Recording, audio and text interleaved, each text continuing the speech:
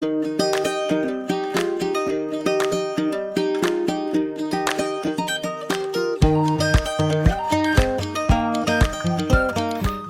guys, Jixie here and welcome to a little brief kind of Jixie Diaries where I give a little theory that I just come up with about Harry Potter. And this is a doozy of a theory, right? Because it might actually affect like the whole story, basically.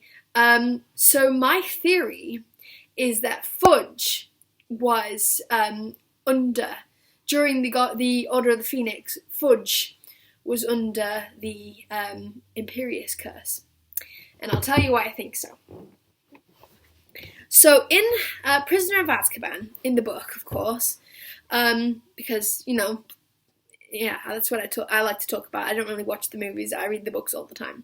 During the Prisoner of Azkaban, there is a little meeting in the Three Broomsticks between Professor McGonagall, Professor Flitwick, Hagrid, Fudge, and Madame Rosmerta, which in the movie took place in like some back room, but in the book actually took place in the main area of the pub, and Harry and Ron and Hermione were actually privy to this discussion.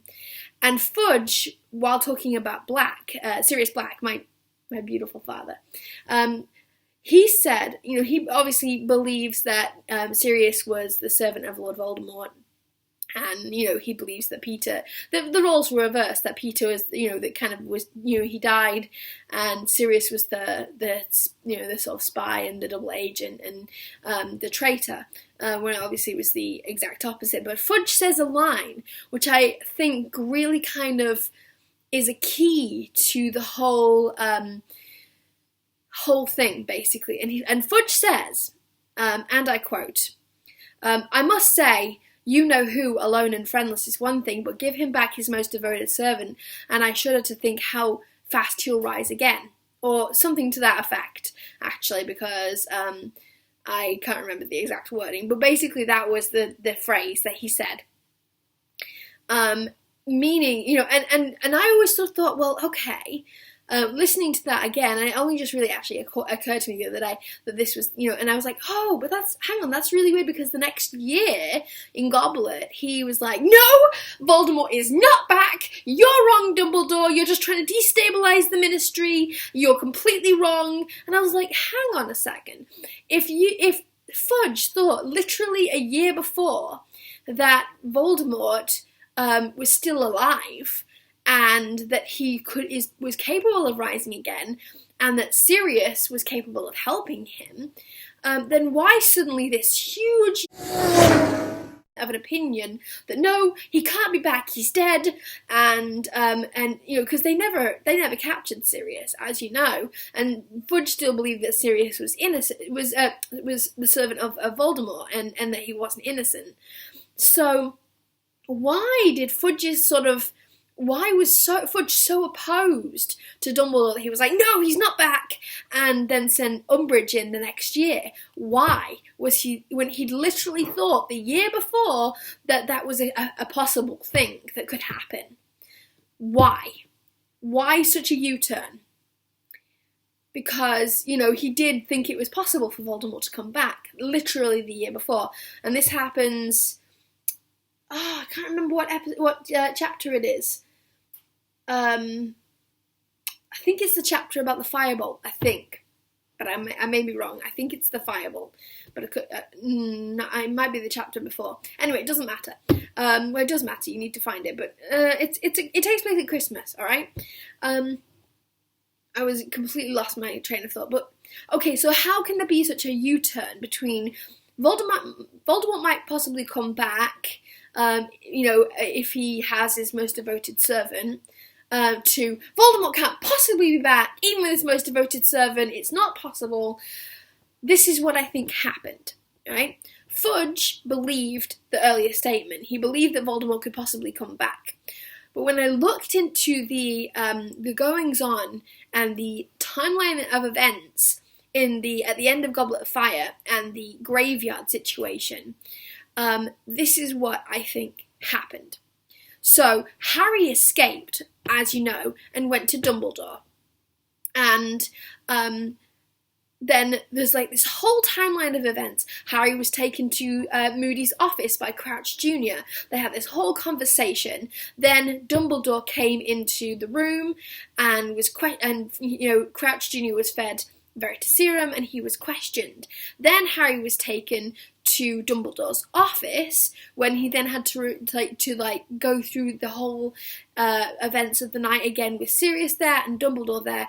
Then Harry was taken to the hospital wing where he slept for a little while, and then he awoke where he found out that Crouch Jr. had been killed he'd had the Dementor's kiss. So there's this whole timeline of events of maybe a couple of hours where we don't know what was happening beyond what was happening to Harry. So what I think happened was Voldemort said to Lucius, "Quick, Lucius," because obviously Lucius has ties to the Ministry. He's very close with Fudge. So he utilised Lucius's connections and said, "Lucius, you need to go to Fudge and perform the Imperius curse so that he doesn't believe Dumbledore when Dumbledore says, 'Hey, Voldemort's back,' right?" So that's what Lucius did. He went to Fudge under the context of like, "Oh, hi, friend, let's talk." He performed the Imperius curse on him, and that's what made Fudge be so adamant that Voldemort isn't back. And that's, that obviously created the whole kind of opposition of, in the Order of the Phoenix. That, with Umbridge and the Ministry and all of this stuff, because Fudge had an Imperius curse on him.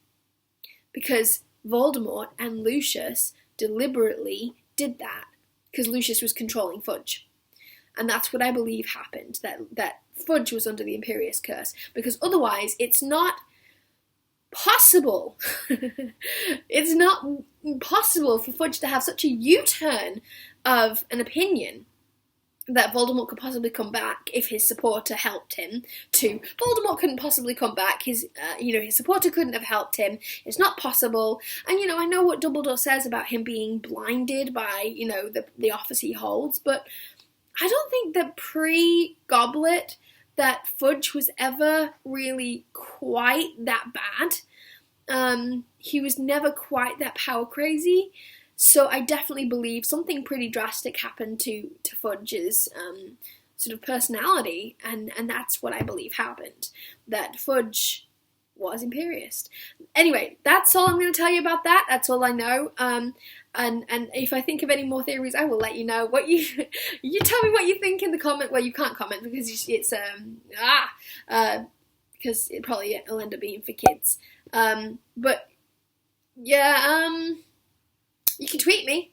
I now have a Twitter account again. I'm under Black Jamie. I will put my Twitter in the description down below. I now tweet under sort of the guise of being Sirius Black's daughter. So you can tweet me and tell me what you think and tell me if this is complete BS. And yeah, that's my theory about Fudge and Crouch and everybody. Okay, I'll see you guys soon for another Jixie Diaries. I hope you enjoyed this one. And also, I'm on TikTok and I just posted a really weird, crazy, mad hyper thing, which was lots of fun. So yeah, I'll speak to you soon, guys. Bye!